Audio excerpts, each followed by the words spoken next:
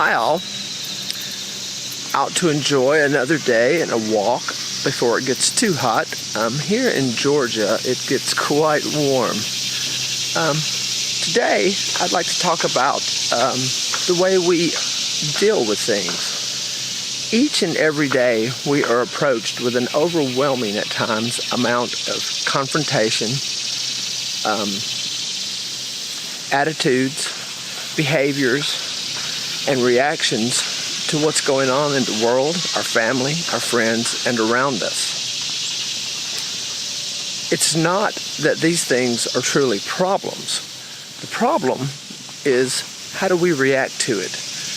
How do we deal with it? You see, life is unpredictable. Life is a roller coaster. We are given both opportunities of joy and opportunities of sadness and despair. In either case, it is our reaction to these moments that shape our days. We kind of have to understand that life hands us many situations. And when we hit adversity, fear, avoidance, insecurity are all kind of hardwired into our beings.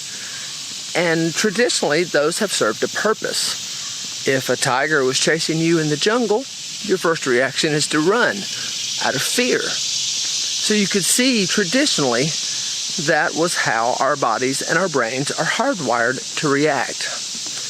But in today's modern world, our fears, that reaction, that gut instinct to run, to seek avoidance, is still hardwired into us. But it doesn't serve us as much of a practical value anymore. Many of us often get socially uncomfortable around people, and so we run, we avoid them, we follow that gut instinct. Our body is triggered by the very same mechanisms that they've always been triggered by. So on some level, the gut instinct of avoidance, which is often triggered by fear, as I mentioned, cannot serve us very well in this life. Many of us have social fears, large groups of people, parties, interacting with others, situations in where we feel like we are put into a spotlight can often trigger that very same reaction. The reaction of fear.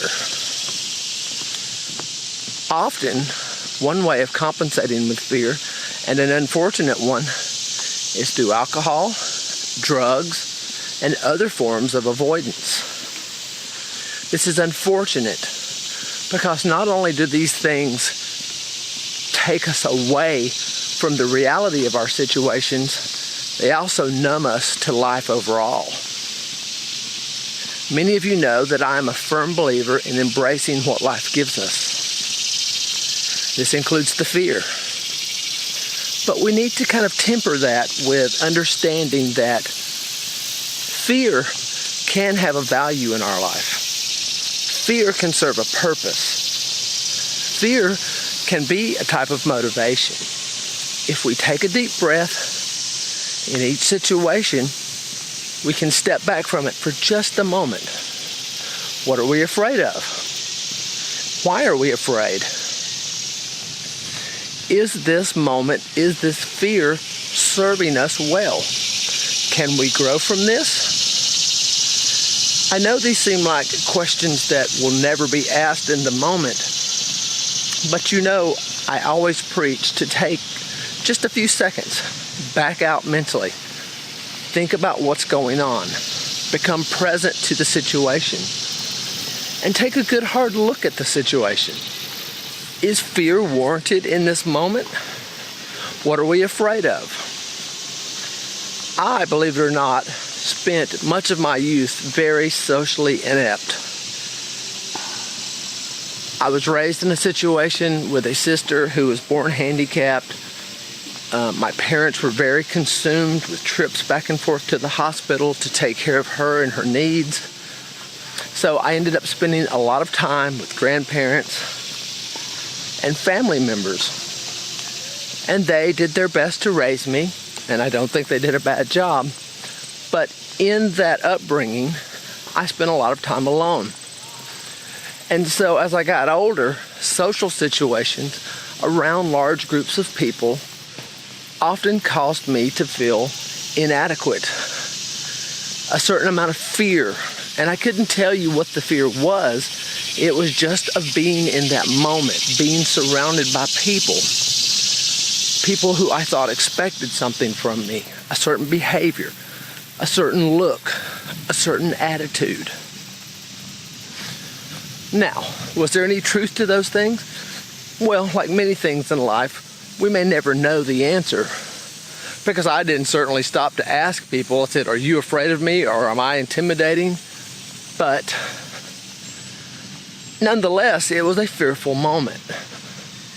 And over the years, I started to see how my fears were crippling me. I couldn't go out with my wife. I couldn't really enjoy things because in my mind, I was overwhelmed. I was overwhelmed by fears that I had created. Unlike that tiger that chases people, the metaphorical tiger that chases you and you run, my fears were something else. My fears were self-created, self-centered, and self-empowered. And that's unfortunate because the only people that could stop or calm those fears or turn that tiger back was me. And when I came to the realization of that simple thought, not only am I the problem, but I'm the answer, I began to turn my life around. My life took on a different perspective because now I had no excuse. I think this comes back to the basic teachings of the Buddha. There is no one responsible for what we go through other than us. The way we go through life, the way we perceive problems, the way we react to problems is all us. You could see that two ways, as defeating or self-empowering. Because the reality is, that's what Buddhism is about. We need no one to correct our problems. We need no one to hold us up.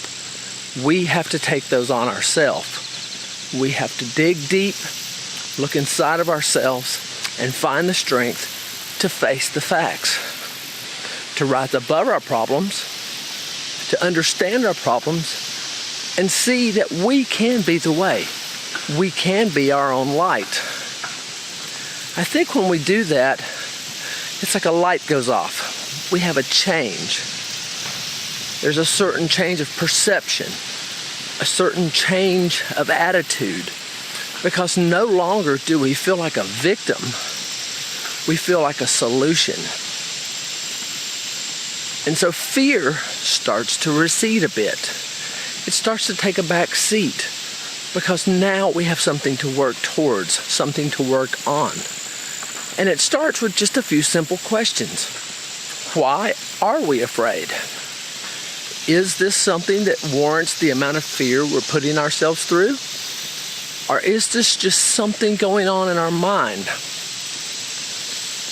I often think that if we could stop for 5 seconds and do a mini meditation on the subject, we would come to answers a lot quicker. Now, of course, socially that's not acceptable nor possible. But on some level, you can take just a few seconds to stop, think. Why are you reacting the way you're reacting to whatever the situation is? Do you need to escape? Do you need to run? I have found in my own life that when I embrace the things that have frightened me the most, I have risen above and beyond what I ever thought I could do. I overcame my social fears through this very thought process, this very technique. Nothing magical happened overnight. It was a slow eating away at the things that I had just accepted as a part of my life. The fearful moments, the avoidance of others. And when I quit avoiding things, guess what? I faced the truth. And the truth is, I was both, as I said, the problem and the answer. So I encourage everyone to, on some level, appreciate your fears.